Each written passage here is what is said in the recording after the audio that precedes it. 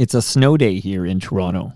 I'm talking on January 15th, 2026. No school. I had an appointment. It was canceled. So I had a little time this morning to catch up on the news. U.S. President Donald Trump continues to yap away about how the U.S. does not need Canada.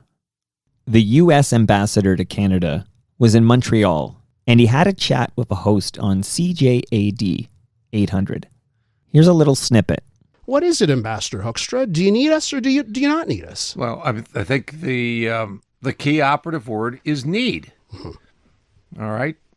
No, we do not need Canada. So I guess one of the things that I struggle with is the tone, right? And the treatment towards Canada, especially when it comes from the president, right? Because I feel like in the grand lottery of planet Earth, the United States hit the jackpot. Like, your neighbor is not North Korea, it's not Iran, it's not China, it's Canada. By the way, it goes both ways. Like, Canada, it goes both ways. You know, Canada hit the jackpot. You know, your neighbor is our neighbor is the United States, and we've been there in your times of need. I know this is the 25th anniversary of 9/11, and you've talked before about the role Canadians had in supporting the United States on that day. So, you know, as I've described it, we've both hit the jackpot, and it feels like we may be throwing it away with some of this acrimony. How would you describe it?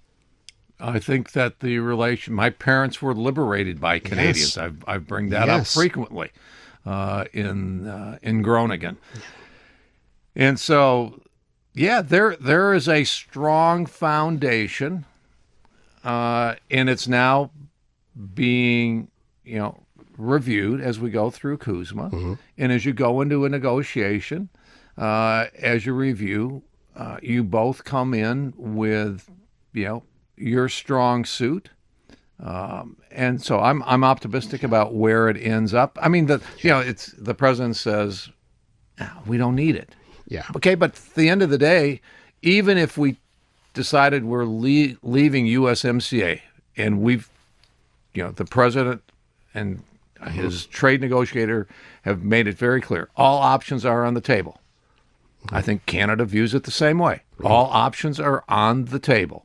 Have you had a discussion with the president about the tone aspect? Because that seems to me like could even be an easy fix on pressing the reset button. I've not had a discussion with the president on the tone. The president is his own messenger. Yeah. Okay. Please keep this in mind when you're buying products and you're planning vacations. It's a big world out there. Listening to Donald Trump and the ambassador to Canada emphasize the fact that the U.S. does not need Canada. It reminds me of something. On February 12th, 2010, NBC was going to broadcast the opening ceremonies of the 2010 Winter Olympic Games in Vancouver, British Columbia, Canada. Tom Brokaw was the anchor at NBC, and he spent a few minutes explaining the relationship between Canada and the United States. I feel like this is a good time to share that short film that they aired on NBC. I'll be back with a new episode of Toronto Mic'd tomorrow. Happy shoveling. This is the Peace Arch, standing near the westernmost edge of the U.S.-Canadian border, 30 miles south of the Olympic City, between Blaine and Washington State, and Surrey, British Columbia. This was dedicated in 1921 to commemorate the treaty that ended the War of 1812 between the U.S. and Great Britain. Remember, Canada was a British colony. That was a long time ago, but the inscription on the arch sums up the relationship. May these gates never be closed. We share more than a long border, of course. No dotted line can divide our joint stewardship of a treasure of natural riches. From the Atlantic to the Pacific, and back again.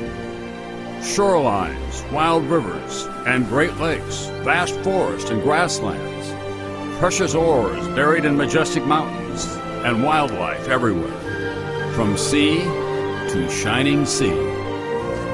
Canada and the United States share another unique quality. They're immigrant nations, destinations for people around the world who long for political freedoms, economic opportunity, and a long tradition of compassion.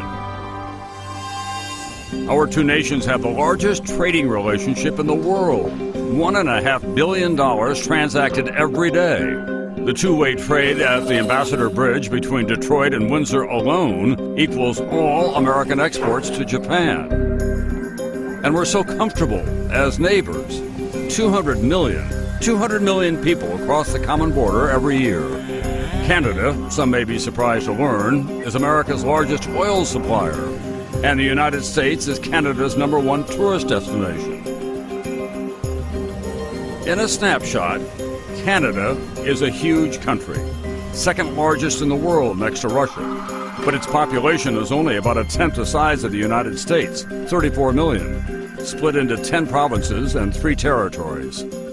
90% of Canadians live within 100 miles of the U.S. border, residing in world-class cities, thriving farms and smaller towns. With good reason. Life in the Canadian North is only for the hardy. It is remote and oh so cold. The coldest day ever recorded in North America occurred in 1947 in Snag, Yukon, minus 81 degrees, not including wind chill. Jesse the Sponge. Canadians are so generous, they share with us their brightest stars in music, comedy, acting, sports, and journalism. And if you're in a fight, you want the Canadians on your side. They were in World War II before we were. They were there on D-Day, in the air and on the beaches.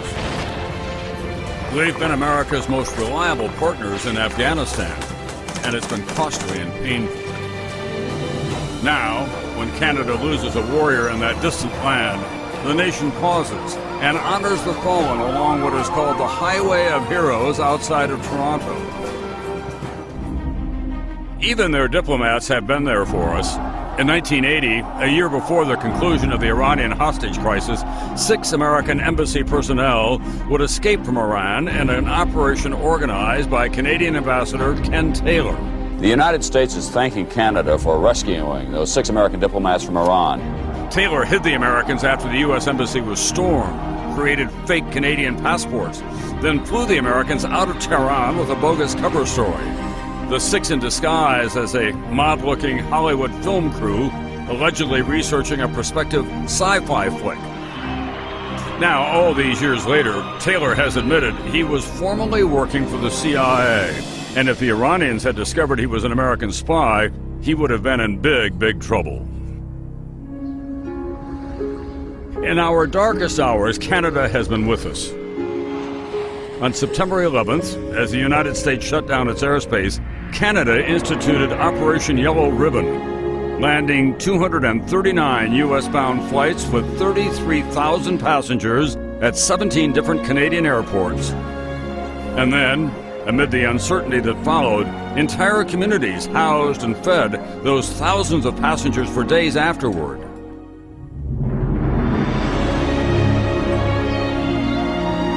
In the long history of sovereign neighbors, there never has been a relationship as close, productive, and peaceful as the U.S. and Canada. We share a continent and so much more.